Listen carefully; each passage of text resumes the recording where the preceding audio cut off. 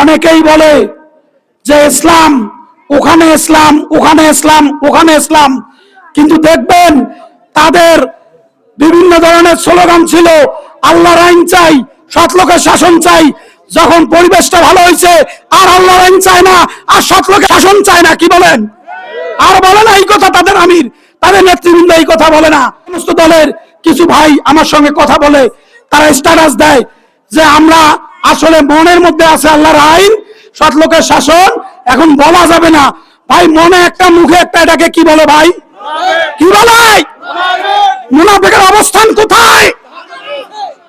ভাইয়েরা আমার, আমি অনুরোধ করব, যা করবেন গোপন নাই, প্রকাশ। গোপন জিনিসে ভেজাল বেশি।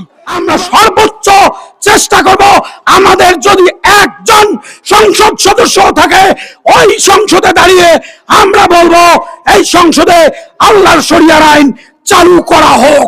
কি বলেন?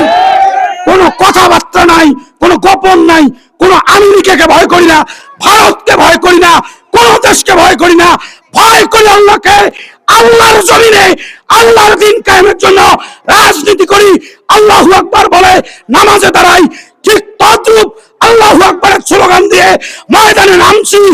একমাত্র উদ্দেশ্য, ময়দানে ইসলাম কায়েম করব, না হয়তো লড়তেই থাকবো যতক্ষণ না ইসলাম কায়েম হয়। সুতরাং ভাইরা আমার, আসেন আপনাদেরকে উদাত্ত আহ্বান জানাই, যারা ইসলাম মনে করে বিভিন্ন দলে অংশগ্রহণ করছেন, ফিরে আসেন।